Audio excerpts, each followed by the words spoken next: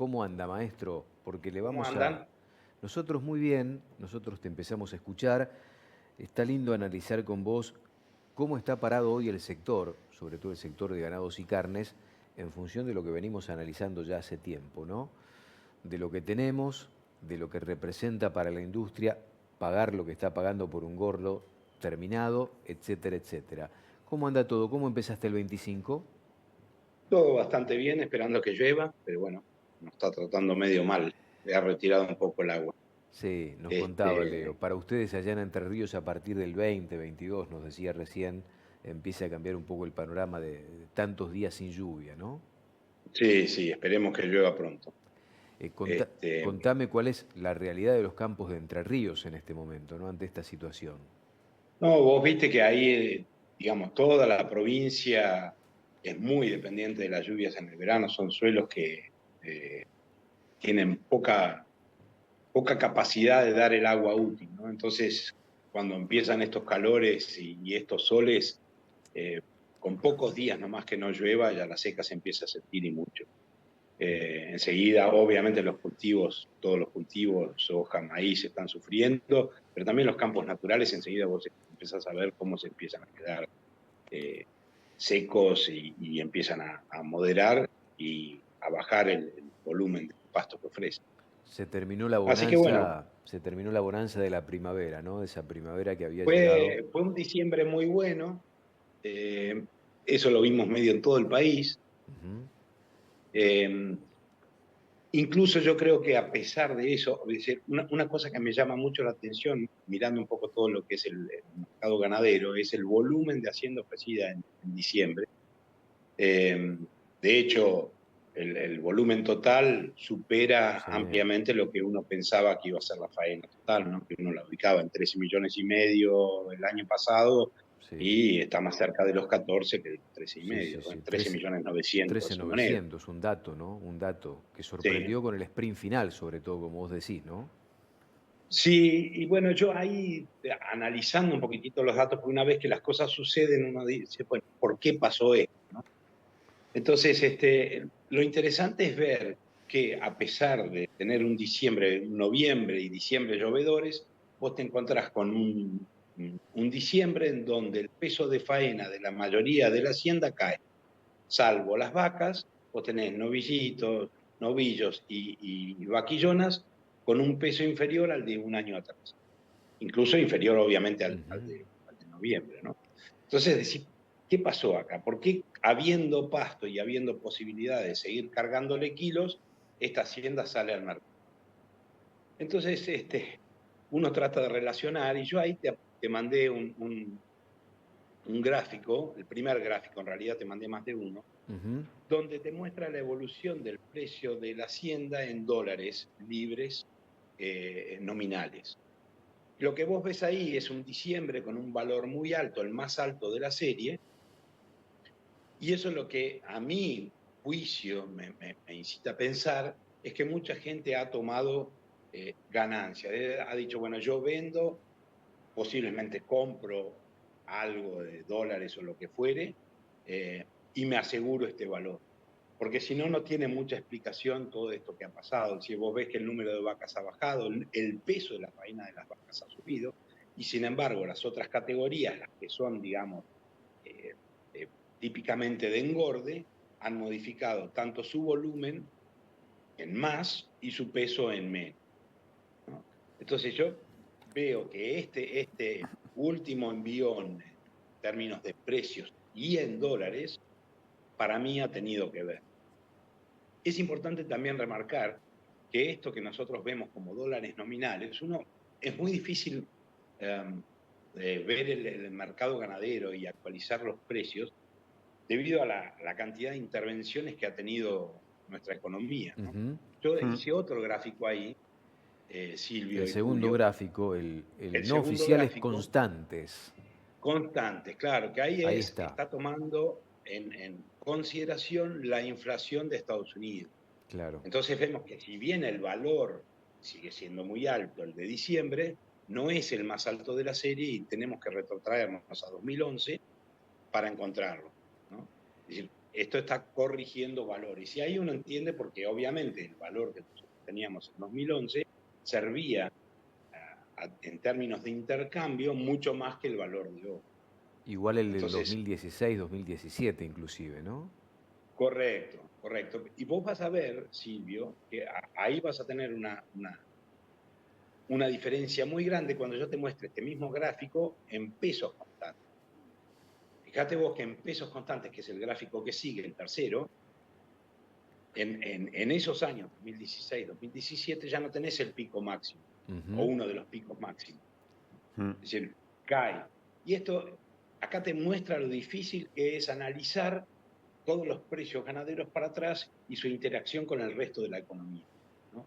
Entonces, uno cuando analiza tenés que analizar en términos de moneda, obviamente nacional, en términos de moneda dura, o sea, dólares, pero también en términos de intercambio. ¿Qué es lo que yo puedo comprar en cada Claro. momento? Claro. Y, digamos, en función de eso, ver cuál fue el mejor momento histórico para la ganadería, ¿no? Esto habla también de otra Porque, cuestión que no tenemos incorporada nosotros, que es la inflación en los Estados Unidos, la depreciación del dólar también, ¿no?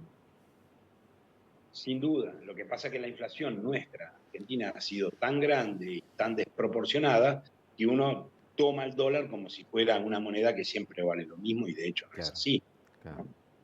Han tenido su inflación, su periodo de inflación, mucho en la última pandemia, Ujú. y eso hace que lo que vos puedas adquirir con un dólar disminuya. Y ahora Entonces, tenemos un poquito de sí, margen inclusive. El productor inclusive podría capturar, me parece, en moneda dura un poquito más de cara a lo que probablemente se venga desde el punto de vista comercial, si es que la estacionalidad respeta la historia. te referís a Febrero, marzo, ¿no? concretamente. La potencial suba que podemos llegar a tener con el gordo en febrero, marzo. Sí, habría que ver cuánto es lo que baja la faena. Yo estoy estimando que para el año que, o sea, para este 2025 estaríamos rondando los 13 millones de cabezas. Ah, bueno. Lo que, ¿Esto lo que uno por ve, condiciones agroclimáticas, esto, Andrés? digamos, por toda la cantidad de hacienda que se movió el año pasado, ¿no? Ujú. Si vos ves la hacienda que quedó en el campo, la hacienda que se movió y la hacienda que venía de invernada del otro año, más o menos estimás eso con una faena de vacas que ronde los 2.400.000, una cosa así, que sería, eh, en términos de tasa de extracción de vacas, un número que uno podría pensar, bueno, el rodeo empieza a crecer. Yo creo que lo que fue el año pasado, a pesar del alto número, va a dar un rodeo en equilibrio, ¿no? O sea, puede faltar un poco, puede sumar un poco, ¿no? Si uno piensa que se faenaron 13.900.000 animales y tenés una entrada aproximadamente de 15 millones de terneros o 14.900, sumarle la mortandad, estás ahí, estás en el límite, digamos. Si bien la cantidad de terneras, de vaquillonas ha sido muy alta, vos acordate que en 2018-2019 tuviste un número más o menos parecido. Ujú. Si bien hubo un año que sí hubo pérdida de cabezas, en el año siguiente no, o hubo pero muy poquito, ¿no? Y además vamos Eh, camino, me parece, de una mayor retención, naturalmente, de vaca, porque se entró a servicio con un mucho mejor estado de la vaca que en los últimos años también. sí, sin duda, y además por otra parte, si vos mirás lo que es la reposición, vos estás hablando en términos de las terneras que quedaron en el campo, siempre de más o menos 3.200.000 cabezas, que son las que vienen quedando hace 3 o 4 años. Ujú. No hay una variación importante en ese número, ¿no? Eh, y por otro lado, si uno toma la cantidad de hacienda que había en la primera, de vacas, que había en la primera vacunación, que eran 21.400.000, si vos te retrotraes a 2 y 3 años atrás, la diferencia entre la primera vacunación y el stock informado a diciembre era más o menos de entre 700 y 800.000 vacas más. O sea que si a 21.400.000 le sumamos 800.000 vacas, estarías casi por encima de los 22 millones de animales, Ujú. de vacas. De vaca, sí. Andrés, Claro, no me quiero alejar mucho de los cuadros que mostraste antes sin comentarte algo al respecto y a ver qué te parece. porque vos mostrabas con estos cuadros el nivel de precios comparado con la serie histórica muy bueno, y la verdad que ahora viendo esos cuadros que vos mostrás, parece una jugada muy inteligente por parte del productor. Vender, aunque sea un poco más liviano, capturar ese buen precio, no afrontar un verano muy seco que se viene, tomar ganancias, todo al mismo tiempo, digamos. Resulta muy esclarecedor visto en el cuadro, digo, ¿no? Sí, obviamente esto yo te lo digo hoy, tratando de encontrarle una razón a lo que pasó en diciembre, a los Claro. números que me Ujú. muestra diciembre, Sí, sí, sí, tanto sí. en volumen como peso, como, o sea, tomás todo en consideración y el precio. Yo no estoy diciendo esto fue así, pero vos lo estás explicando hasta mejor que yo, es decir, estás en una sola jugada aprovechando muchas cosas, ¿no? Y esquivando Eh, problemas también. Sí, y esquivando problemas que, bueno, posiblemente no sé si lo sabíamos en ese momento que enero iba a ser tan bravo. sí, la necesidad también de Eh, asumir compromisos, ¿no? Esto Sí, te daba la posibilidad, si venías complicado, de ir resolviendo algunas cuestiones sí. pendientes. Digo, uno ahora con el número puesto analiza qué fue lo que pudo haber Mm. pasado para explicar estos números, ¿no? Sí, sí, sí. y otra cosa que no la escuchamos habitualmente, porque el productor es muy de tener que ir tapando baches o tener que ir aguantando, sosteniendo, tomar ganancias, que está bien, que está muy bien también. Hay un buen precio. Yo tengo, vendo y gano, y hago lo que quiero, no sé si compra dólares, lo que quiera hacer el productor, pero que podría poder hacerlo, tendría que poder hacerlo todos los años, el productor, en esta ocasión se le dio, y bien por él, ¿no? Tomar ganancia, No, y es muy vender y posible, ganar. Y, seguramente lo más posible es que lo que hayan capturado eventualmente lo utilicen este año para producir un poquitito más. Eh, Hoy por hoy sabemos lo caro que significa hacer una pradera y estos años de seca han destruido las praderas en gran parte de la Argentina.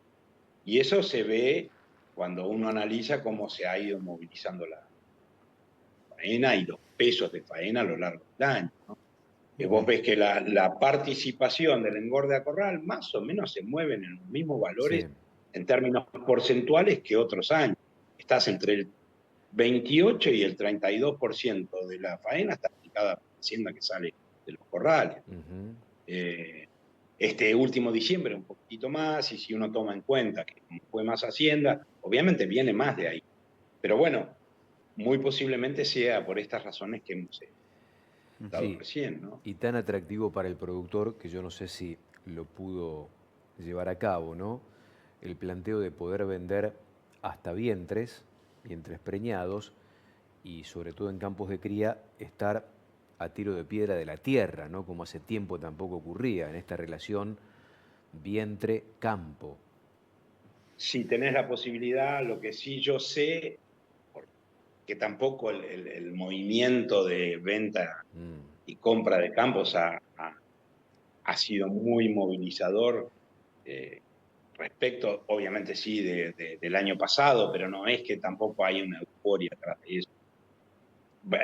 Pensemos que esto es muy reciente, o sea, donde tal cual. uno ve de capturar ese super valor, entre comillas, en dólares, es solamente de este mes. Y como sabemos, una golondrina no se verá, ¿no? Totalmente. No, no sé si se Esta, concretó, pero sí que mucho productor lo pensó porque sí. te lo comentaban, hacían la cuenta y evidentemente no estaban tan lejos de poder acceder a un poco más de tierra. Pero claro, Apareció el la productor también relación de viene vuelta, complicado digamos. y golpeado desde los Claro. últimos 4 o 5 años. En otras condiciones probablemente hubiésemos visto en este sentido otro escenario también para el negocio de la compra-venta de campos. sí, sin duda, sin duda. Lo que pasa es que obviamente en un mes vos no podés Tal tampoco cual. planificar gran cosa. Es decir, cuando vos ves esto empezás a darte cuenta que sí, se abre un abanico de posibilidades muy interesante, pero bueno, no necesariamente vos podés realizar el negocio y toda esta movida en un mes. Hay que ver cómo sigue. Vos recién me hablabas de lo que uno esperaba para marzo, febrero, posiblemente haya un poquitito menos de oferta. Nosotros sabemos que siempre en marzo hay un poco más de movimiento por parte de la demanda. Ujú. Pero por otra parte, lo que sí vemos es que la macro, Tal cual. para aquellos, La para macro es un aquellos, dique de contención también para aquellos que tienen sobregirada la expectativa. sí, ¿sabés qué pasa, Silvio? Yo lo que veo es que para aquellos que son los que te mueven el volumen o la demanda de carne, que son los por ahí los ingresos más bajos, o sea, de los ingresos más altos, eh, esa gente por ahí no modifica mucho su Mm, consumo, sigue consumiendo la misma cantidad a pesar de que el precio sea mayor.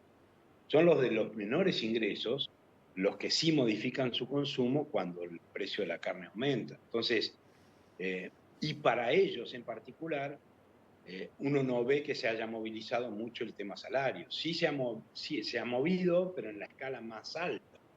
Y cuando yo correlaciono cuánto es el monto gastado de la población con salarios medios, tengo una correlación del 30 y pico por ciento, mientras que si lo correlaciono con el salario mínimo vital y móvil, tengo una correlación superior al 55%. O mm. sea, lo que me está diciendo esto es que a quien condiciona más la atracción del precio de la carne son aquellos que tienen menos ingresos, ¿no? Que son los que realmente modifican su consumo. Entonces yo creo que hay que mirar eso. Y desde ese lugar, salvo que la oferta caiga estrepitosamente, pero hoy por hoy no vemos que la gente con menos recursos tenga una situación muy diferente en términos de ingresos. Sí, no le sobra nada como para generar un cambio estructural a lo que venimos viendo. Y en función de eso, No, pensando en un novillo promedio, valores constantes de los que tuvimos en diciembre, vamos a proyectar cómo se puede llegar a mover la invernada también, el terneo de reposición, ¿te parece? sí, te pasé ahí un cuarto gráfico donde lo que muestra es la expectativa para un precio de 2.200 pesos, 2.300 pesos, discúlpame, 2.300 pesos, la cantidad de kilos de novillo que harían falta para comprar un kilo de ternero. Y como siempre vemos, en enero todavía queda esto pendiente de diciembre, esto que venimos arrastrando. Ujú. Dicho sea de paso, diciembre se comportó por sobre la Sí, expectativa sí. en enero, y a partir de febrero empieza a caer cuando justamente coincide con la zafra y otra vez aumenta en la primavera, ¿no? O sea, la salida del invierno, primavera, por una doble condición de una mayor demanda y una menor oferta porque la zafra se terminó. Entonces, esta sería la expectativa, digamos, eh, que uno debería tener en cuenta en caso de querer comprar o en caso incluso de querer vender también. Si yo no veo un precio del novillo muy diferente al actual. Como te decía la otra vez que nos juntamos, yo veía que vos me preguntaste si veía un aumento y yo te dije que no, yo realmente posiblemente lo más que aspiraba era ver una recuperación de los precios. Pero vos fíjate que diciembre pasado todavía seguimos abajo en términos constantes de diciembre de hace 2023, ¿no? Ujú. Y en un valor importante, creo que era una cosa así como un 25% por debajo del valor de hace un año, digamos. Y eso a pesar del incremento que tuvo, que no era más que una recomposición, no es un aumento genuino respecto de lo que veníamos viendo. Y eso se ve claramente en el gráfico que yo te puse en pesos constantes, ahí vos podías ver la evolución y ver cómo respecto de hace un año venimos quedando atrás. Impecable como siempre, Andrés, gracias por compartir estos conceptos, esta mirada sobre la actividad con todos nosotros, con toda nuestra gente. Te mando un fuerte abrazo y ojalá llueva por allá, ¿eh? Ojalá, Silvio, Julio, todo lo mejor para este año. Igualmente, el Igualmente, Andrés, mejor gracias. Un abrazo. 2025 posible.